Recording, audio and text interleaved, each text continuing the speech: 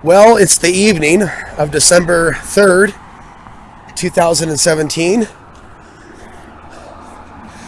I'm actually in town, walking by the businesses, doing a podcast, practicing, a real sense of gratitude to be back. Walking along the river, realizing I need a warmer jacket, and just embracing the cold. Embracing the air, embracing everything that I feel.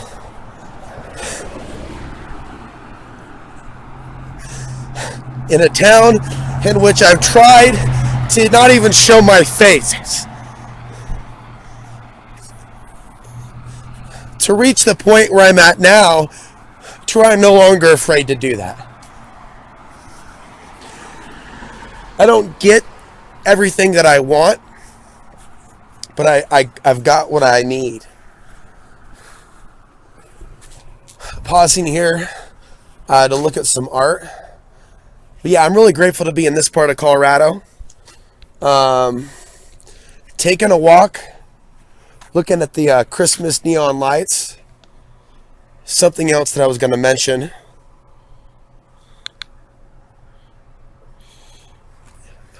But there is some light construction in a number of areas. Public parks I've checked out in the last day or so. I wish the town had a sauna, but they actually have a 24-hour gym. The fact of the matter is, I can happily say I'm not afraid of these police, and I don't feel they're afraid of me. I was pulled over the day before I left, and I forgot to, I had the plates from the old vehicle still on this one. The officer treated me with basic human respect. He didn't treat me like a criminal when my hands were in my pocket. In Portland and other places, they can be really short and say, get your hands out of your pocket. And when the county officer here pulled me over, it was a much more positive experience. And for some reason, I was meant to leave on my vacation, which, as I mentioned, was not as expected. Again, I went to San Diego hoping that I would be able to interview certain people that had survived certain circumstances. It was not so much to party. And so as a result,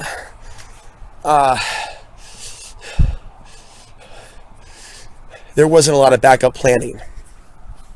I also need to uproot myself from the current environment, current place in America, to further appreciate it. It's interesting. Here I am talking, and I'm on one of the main streets, and no one's around. So I'm experiencing the neon lights, if you will, on a smaller scale.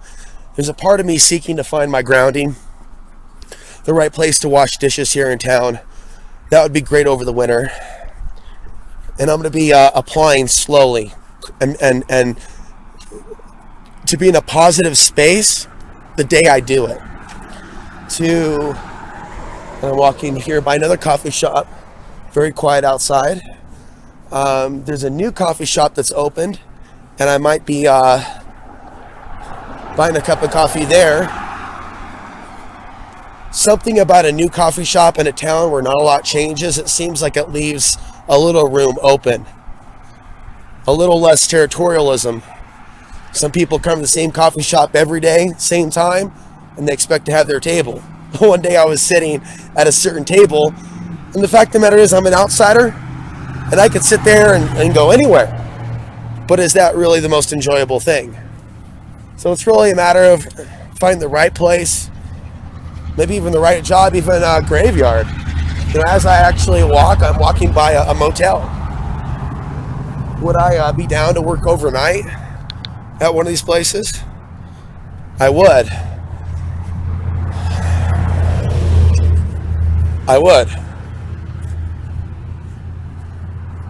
I ordered some chains for my car tonight. So, I've never driven that car up and down the hill. I'm going to find out how mobile I'll be over the winter. I'm going to have to stay on top of clearing out my driveway much more than last winter, but I will. But yeah, there's a part of me that needs to be in town. And if it's going to come about by finding a job, God willing, then that's how it's going to be. This is the state that I picked. This is the region of the earth. Walking tonight, pretty important part of the process. It's amazing how long I've walked without walking by somebody. And I'm walking by some fairly established places in town. Now, the fact of the matter is things shut down here fairly early. I think the markets are going to be closed by 9, but I've got my body heat up by walking. The jacket that I'm wearing doesn't zip up completely, and I don't have gloves. So I'm just before things get cold. You know, some side commentary. It's not at all as cold as it is in Portland, Oregon, for example, during the winter. I can get by with limited heat overnight in my shed, even with snow. Now, compare that to Costilla County, many hours from here, across several mountain passes, and you have sub-zero temperatures. You know, I still do get contacted by people that want to live the off-grid dream, and a lot of them really seem to gravitate to the San Luis Valley, which is fine. I'm really interested also, though, in people and maybe more of an interest in Western Colorado, where there's more trees. I just don't feel a sense of good luck between myself and the San Luis Valley. I've had some magical experiences there, you could say, when I first discovered it. And, you know, I think it would be nice to see community barbecues. I think it would be nice to see those people with an interest in community, in off-grid living or in Colorado, to take the initiative and to do their part. When I see people doing their part, when I see people attempting to make a change, that gets my attention more than anything, especially when they're one of those individuals that takes the incentive. So I hope to see that in the future. Maybe somebody also building a bulletin board or a website for people to talk, meet and greet. But I think that's what's missing in our society is community. And whether you're in Colorado or you want to live off the grid, or you're in Oregon or you're somewhere else or you're in a city, that's what we're missing in a lot of these cities as well, is community. If I felt that this day and age was a climate that would be conducive to a meetup where we go beyond politics and we talk about the things that affect us all, I would be working hard to bring people together locally. The truth is, I believe that we are rather in the dark ages, and I hope that we will come out of these dark ages. But these are not the same years that they were. This is not the same America. There is life as there is death.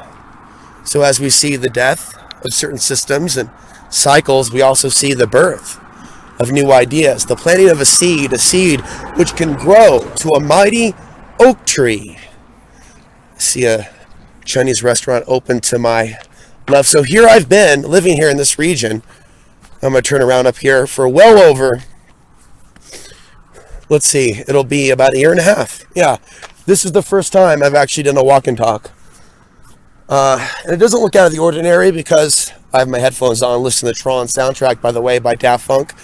So, and of course there's the memories burning in my mind of Las Vegas and the intensity of all those images. You know, and it really wasn't until a day later, after I left, or rather after I slept for the first night, that I actually started to edit some of those videos, and then I saw what it is that I saw. Now, I don't know what you saw, but I'll produce another video later. On Facebook, I uploaded the images. But I saw some pretty detailed Illuminati symbology or symbolism of various types, including woman in the machine type symbolism, like, you know, off-world alien propaganda, sexualization of the youth, you know, a woman making the shape of a pyramid with her hand and elbow with what looks like, to me, dinner with the devil. You know, it's like some of that Prometheus type stuff. That's what I saw. And that type of stuff can really affect an individual on a subconscious level without them knowing it, and being bombarded with all those sounds and frequencies and energies a very intense experience. Passing a dispensary to the left, grocery store to the right. Looks like some sort of a storage container here turned into a business area. Over here, just embracing the change. What change and positivity there is in this little community. And appreciating the beauty retained here. There's a positive and a negative to everything. And if there's an area that doesn't change very fast and it may seem lonely at times, there's a trade-off, there's a benefit to living in areas that are small, that are quiet, where there's not a lot of drama queens and kings, you know? I want to get along with people. I don't want to get into arguments or fights over politics. I want to feel a sense of community. Even people that support Donald Trump, there are people that I've worked with or talked with or had interactions with that have different political views than myself.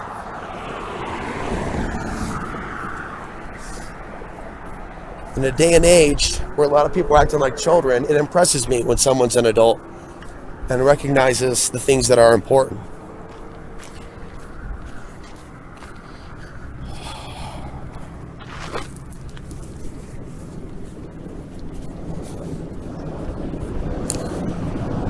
Continuing to walk here and appreciating the architecture. Colorado, of course, has a lot of people that come to it during the summer months to experience the hiking and, you know, the whitewater rafting. And then come the winter, there are various places where skiers go into, where they may stay at a motel and pay some money to a local company to take them skiing, or to an area where there's a lift. Haven't done a lot of skiing myself while in Colorado.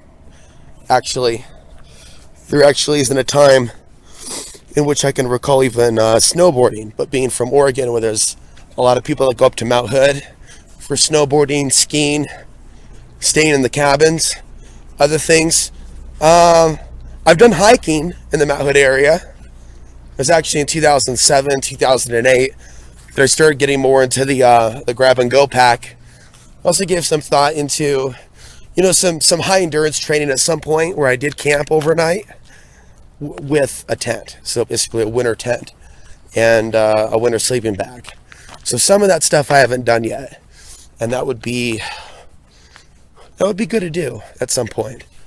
Yeah, as I said moments earlier, despite the fact there's a lot more snow in this part of Colorado, the western part, as opposed to the San Luis Valley or Costilla County, or specifically Alamosa, Colorado, which is the biggest city in the San Luis Valley, far colder here, or rather there.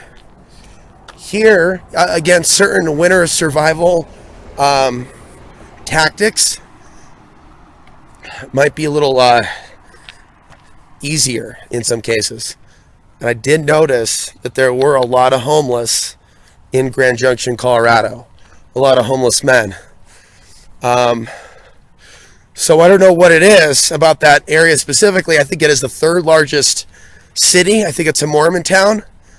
That would be the town in which Amtrak would be exiting for future trips. Greyhound is a really intense experience, as I alluded to. And unfortunately, there was some news about a driver that was stabbed. The good news is he survived. And this was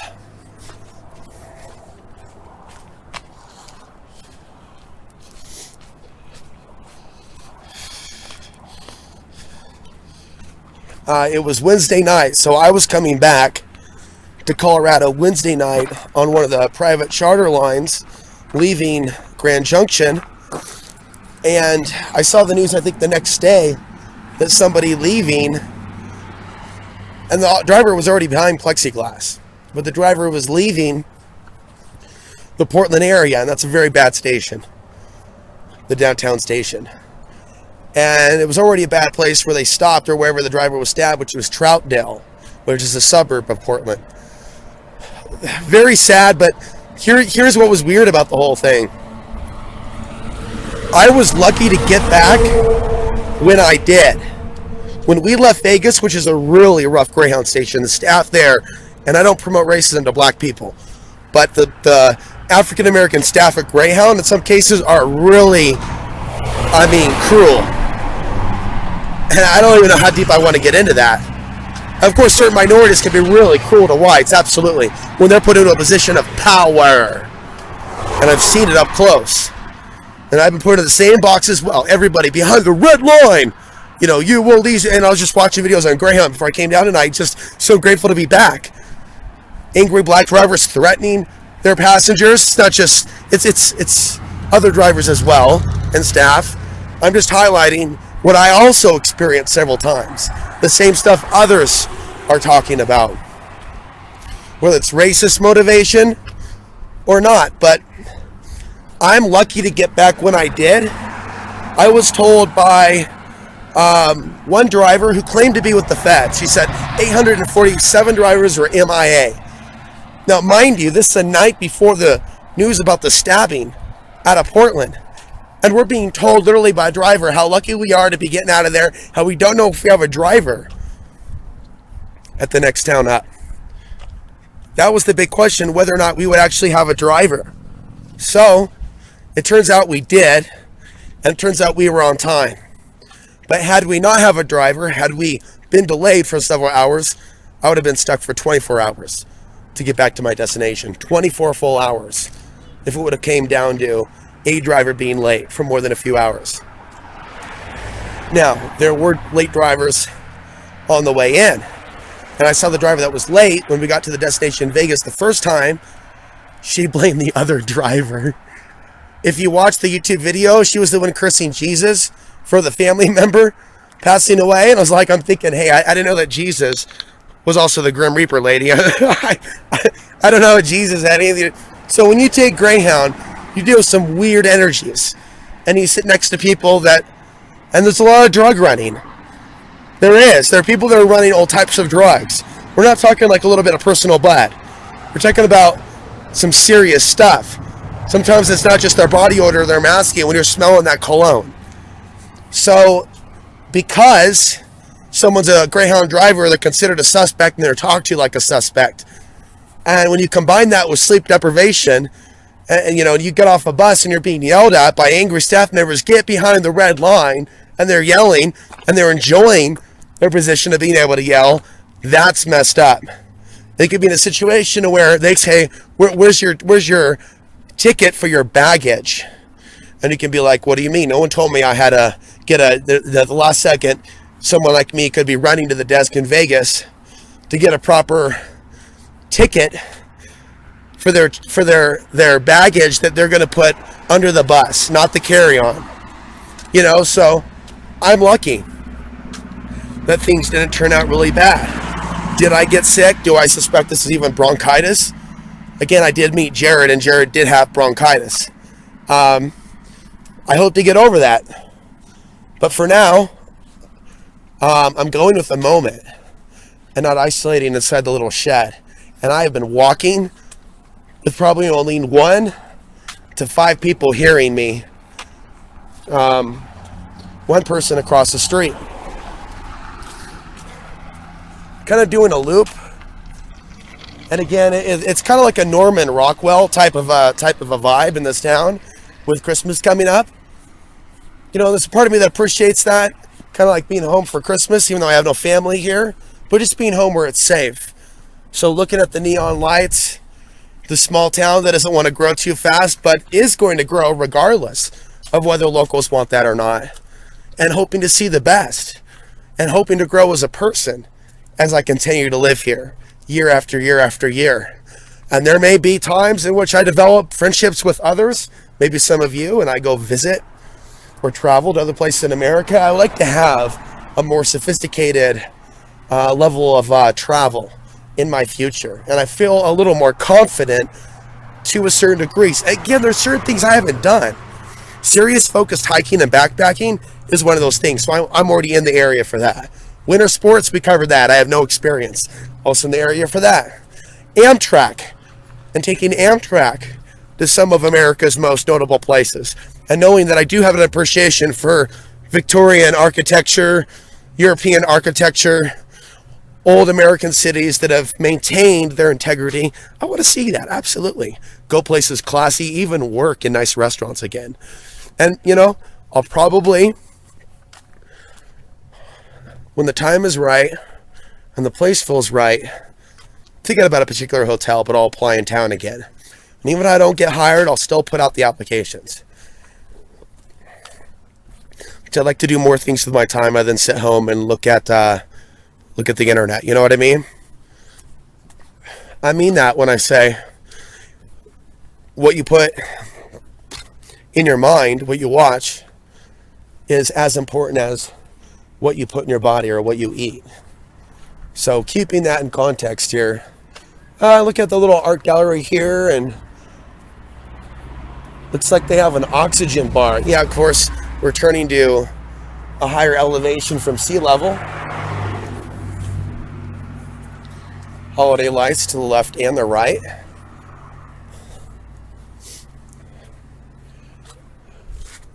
Very cool.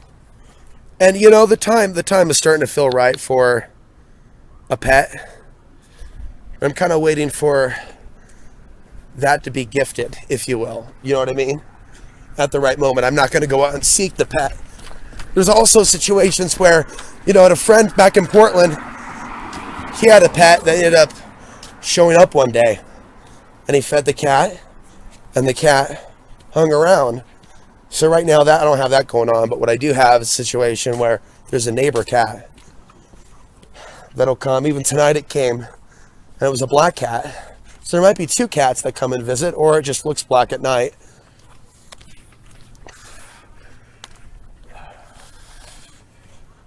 Let's see again the Christmas trees. And a lot of memories of cold nights walking in Portland during the holiday season. And this town's kind of interesting. They have, a small little clothing store, several of them. And I noticed that in Colorado, the abundance of local businesses. It's a town called Montrose, as well as Grand Junction. Not big fans of the town, but the towns, they are what they are. There's a thrift store. There's a book sitting out looking right at me for 25 cents called The Archon Conspiracy. I kid you not. So it's like we pay attention, these local businesses and thrift stores, all types of synchronicity can happen. You could be thinking, I need to add this to my grab and go pack. Or, this item would be really cool, and practice it. But put yourself in an environment where you can receive. And I'm not an expert on this whole law of attraction thing, but that was part of me going to California, is just putting myself in a position to receive. People could find out I'm there, see a few videos, contact me, reach out. It didn't happen, that's okay. It wasn't meant to be for me to even apparently step foot in Hollywood. Never got to see Hollywood. That would have been the highlight of Southern California. Seeing Hollywood, seeing Beverly Hills, just seeing some of those prime spots. Even the San Diego Zoo. Looking at San Diego from Google Earth, before I went, I can see the Earth energy. Going to San Diego afterwards, sure, a lot of Earth energy, also a lot of paranormal, a lot of lower energy, a lot of electromagnetic energy, a lot of unnatural electromagnetic energy that my body wasn't used to. So it was definitely not just a culture shock, vibrationally, energetically, megahertz wise, it was an absolute shock. And then I went to Vegas, and it was just another version of that, combined with sleep deprivation. It's no wonder I got sick. Continuing to walk here, and walking along an area where they have a long neon strip or light. I think it was Telluride.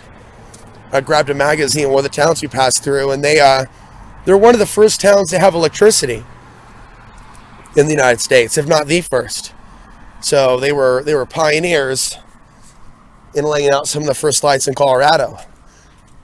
And there's just so many different histories here in Colorado. I think that also reminds me of Bill. He was messaging me about these sites or spots in Colorado where he believes something to do with ancient archaeology. I believe looking at the shape of certain rocks, and then looking at the shape of particular deities, whether they be Sumerian or other.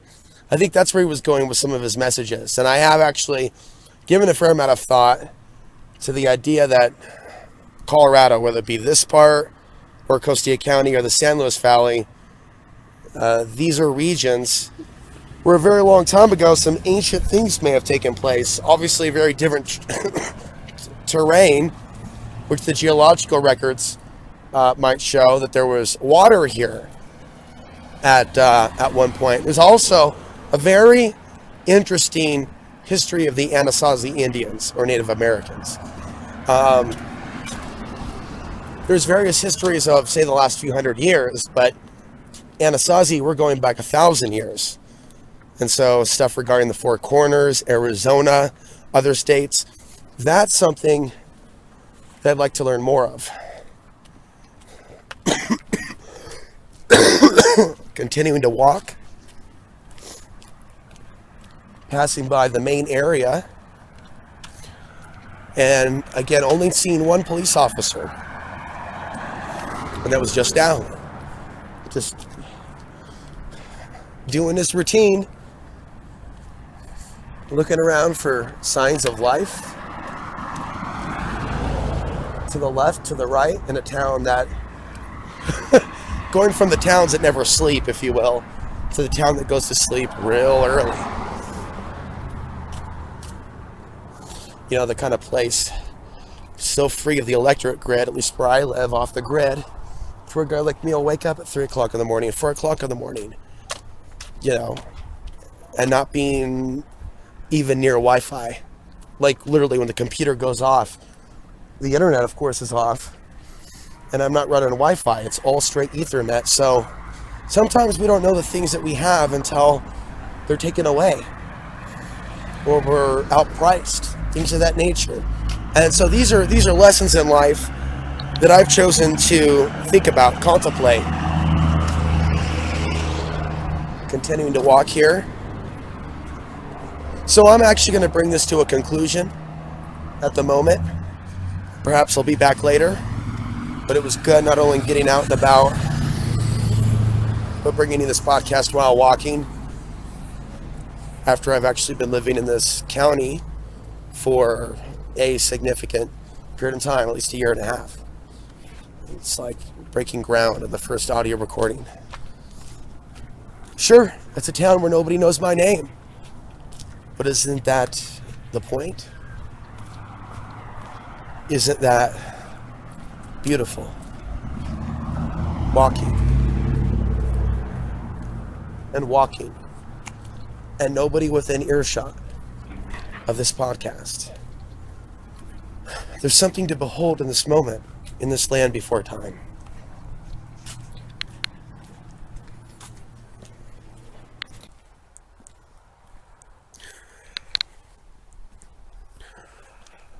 Another really amazing note for tonight. On this walk, on this concrete path with nature to the left and to the right of me, with lights in the distance, I'm not walking next to the local businesses. It's really a park, if you will. So I can see these beautiful houses up on the hill and admire them. And I can look and I can also see the neon lights to the left and admire those as well. But most beautiful of all, I'm all alone.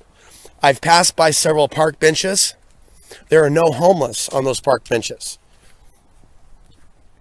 And to a certain degree, that is a livability issue, to be able to go somewhere where there aren't homeless. Even for those of us that have experienced that, I can tell you right now, this is a really rare occasion. It's not a really well-lit part of the park. It's probably 9 o'clock at night, but there's certainly the police to population capita here isn't very great. Now, over time, the population's going to grow, but they have limited, quote unquote, what they call affordable housing. This issue that you've heard of, quote unquote, affordable housing for people to be able to afford the places in which they're working, basically. It's becoming an issue in more and more American communities. So I'm grateful to have what I have at the moment. There are certain rules and regulations that push people back into the city.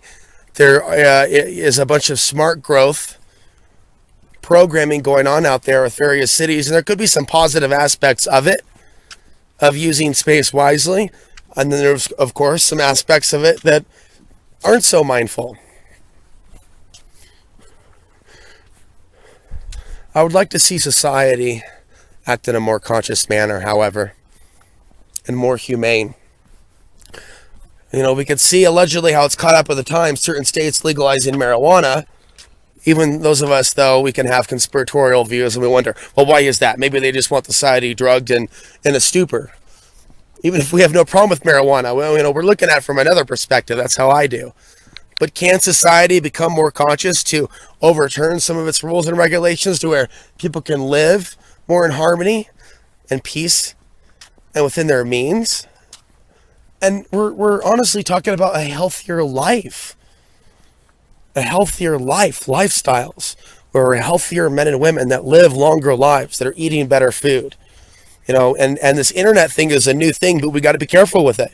You got to be careful with how long you're looking at your smartphone. Now the studies are coming out about the depression and the suicide and the dark tunnels and worlds some people are living in. Don't forget about computers. Don't just become a person who uses their smartphone for communication and even creativity if you're a YouTuber. But then the computer itself, we have to distance ourselves from and realize when it's become a problem and when the news cycle has become a caustic to our mental health. Okay, honestly, I don't really give a shit what Donald Trump is doing right now. I don't support him, but I'm not in this to lose my mind over. It's as I thought, and it's going to get worse, but let's hang on. Let's not lose ourselves. Let's have a life. Let's have a life before our life is gone. Let's not look the gift of creation, a gift horse in the mouth, so to speak. Or however the expression goes. I mean, honestly, do you appreciate your life? How about your health and the fact that you have 2 eyes, or many of you have 5 fingers, and we have all our limbs, and we're not disabled mentally, physically, so we shouldn't abuse others that are hurting in order to make ourselves feel better.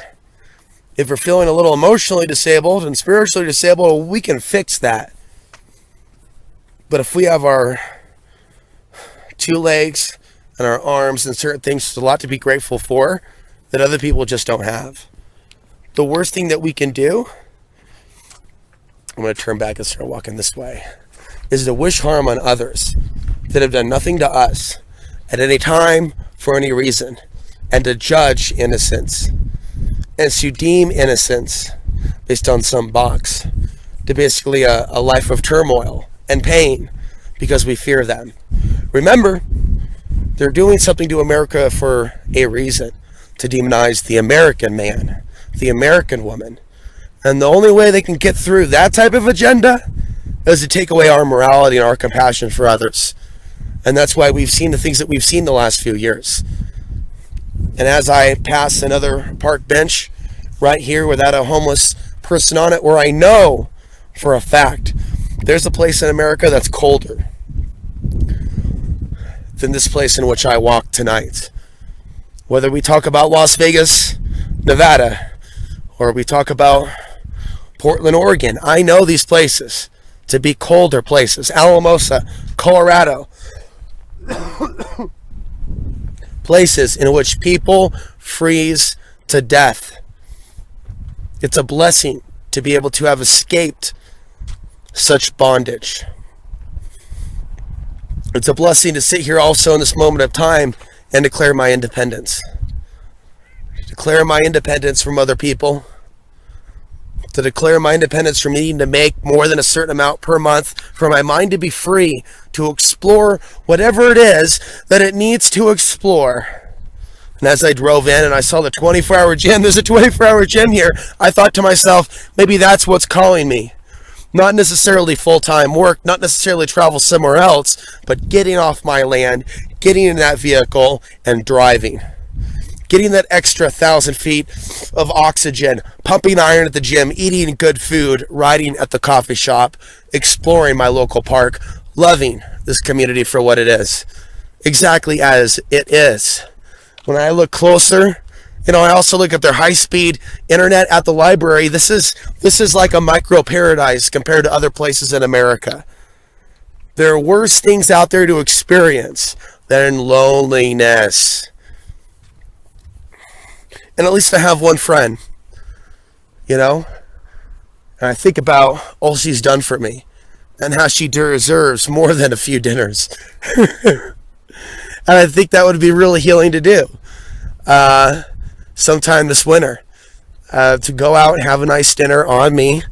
I'll take her out to dinner, and there's an Italian place, there's maybe some others, just a good dinner with good atmosphere and music, and appreciating the environment that we're in, and the service, the music, and just to be alive, and to be able to eat food, and breathe air that isn't toxified, and to be able to live in an area that's sheltered by these mountains and sheltered from such a world that these humans are not treating very well. We're lucky. Some of us are lucky that we're actually in places where there's any air left worth breathing, or a place worth fighting for, a life worth living, and hope for tomorrow. Can there be hope for tomorrow? Can I find that hope again within myself after what I've seen? Because it's not easy to have faith at this point in the world after I've seen what they're projecting onto those people that aren't even aware. I saw the coldness, what's happened to these people. But can there be hope for us? Can there be hope for me here in this place? Despite what happens to this world, because I look at this world and I see what's become of its 24-hour Denny's. I say that metaphorically and literally. I've seen what's become of the 24-hour Denny's of this world, and the Whataburgers, and the McDonald's, and all the gas stations, and the neon lights, and whoa, the grid on steroids. And then the grid starts dancing with the people, and then there's that whole light show in Vegas. And that's the kind of thing that changes an individual.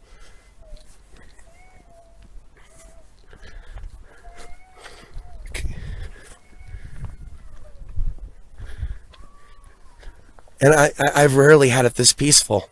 Walking in Portland and walking other places, there's always somebody walking by, and always so many lights. And I've been walking on this path where I could see the path, and I know it's a full moon, so the cloud should be opening up soon. I was expecting a real light show, no pun intended, and I still am. I'm willing to stay out longer. I'm going with the moment because I'm breaking my cycle. I've been hiding inside my shed from these people in this town. And it's like, why have I not, even on a summer day, come down in my energy, if you will, making love to this lake? I'm just saying metaphorically, just completely one. It's like, folks, I did not take mushrooms tonight. But it's like, you know what? I won't say it. But there's a time and a place. Place is very important. This could be in a category of place. This is a special place. This is a special center. There I saw the demon portal of Las Vegas, but there's also portals of the earth, to where it isn't about the false gods and idols. It is about raw nature. Just like that mountain I filmed on the way up, and almost like there was a spiral of energy going to the tip top of the pyramid. And then Bill emailing me with his theories about the ancient world, deities in ancient Colorado. There's something else for me to explore. I was having these dreams last night. But another time and space, and actions that led to this fallen world, led to us being trapped in this fallen world. And all the lifetimes between that moment and me witnessing the modern Southern California, the modern Las Vegas, and it's somehow having significance that I bared witness to what these places have become. I can't tell you why or how,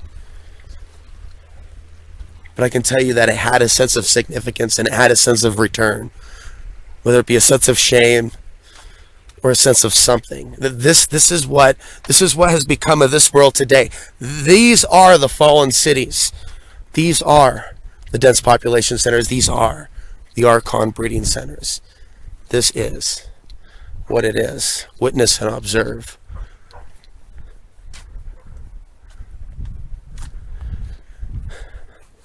Very mystical night. Again, it's the type of thing where anything can jump out, and I'll tell you what, I did see a shadow entity or something moving behind a dumpster in San Diego. I did feel something poke me in the face.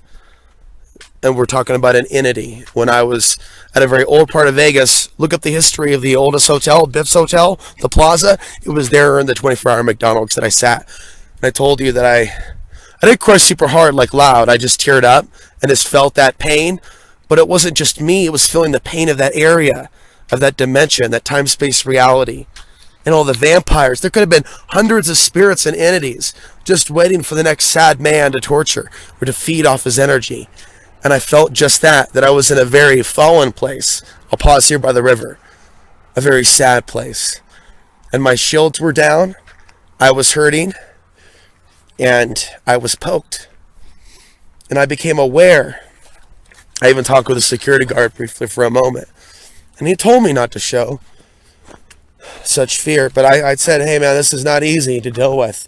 I just need to purge, talk for a minute. He understood, but his advice was appreciated.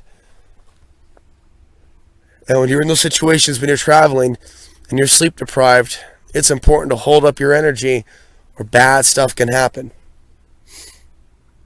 It's also important for me to come back and shift even if I feel the snivels, pneumonia, bronchitis or whatnot, to come by the river and speak by the river. I'm feeling this new energy since I left the mountain and came back. I feel different. I even jumped in the river, actually, not too long ago. I don't think that led to my sickness. It was definitely a virus from but the area feels clean of spirits, and these lower areas, which I mentioned, in San Diego and Vegas, several paranormal experiences. You definitely deal with more people that are possessed by entities. And we come to areas like this, areas at a higher elevation, that's another reason it's drawn me. It feels so free of that. This area in which I walk now feels free of surveillance, feels free of fear, feels free of problems. It's not like a situation from Ray Bradbury's The Pedestrian, which is a science fiction short story about a robot officer of the future going, why are you walking out at night? Why aren't you inside watching TV like everybody else? And I suppose it could attract attention if I'm walking around all night long, but tonight's my night. I look to the left, I look to the right. It's like I'm being gifted with this reminder, not only in the safe return. And thank you to those of you that have donated. It's lightened the impact, that alone. And this is just a period of deep gratitude as we go into the holiday season.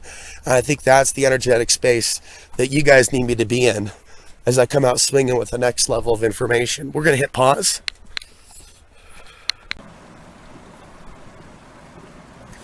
I just got to pause and thank the Creator as I sit by the river.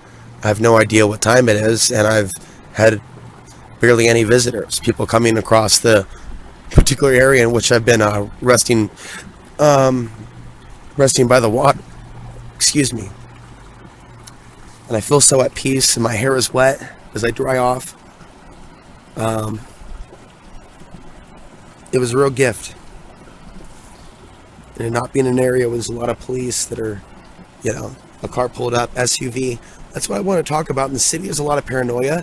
I remember in Portland, people would be like, and we're talking about other people that I would talk to about conspiracies or would follow my work that I might meet up. They were really paranoid around other people in Portland, as if they were being gang stalked. And a lot of this is psychosis. People really should understand the types of things that really are stalking us. But the answer is spirituality. And I'm going to meditate here for a few moments by the river. I have this crystal that I thought I lost in Las Vegas, and I guess I found it. So I've been walking with it. It's been exposed to the water. My feet have been getting a cleaning, if you will, with my feet being put in the river. So that's been also very therapeutic, as I am barefoot right now at the moment, as I prepare to put my socks on and then my shoes, sitting by the river the last few minutes, getting my grounding. This part of North America, enjoying the neon lights, and the neon blue looks really beautiful over the river and next to the buildings. The complementary blue and kind of the goldish, sparkly, almost Vegas style of lights or Christmas lights. So we also have another building that looks decorated like a candy cane. Actually makes me hungry for a candy cane structure, if you will. Gingerbread with sugar and whatnot. So it's actually pretty cute. This Norman Rockwell kind of town. Very quiet. I'm going to pause for a moment.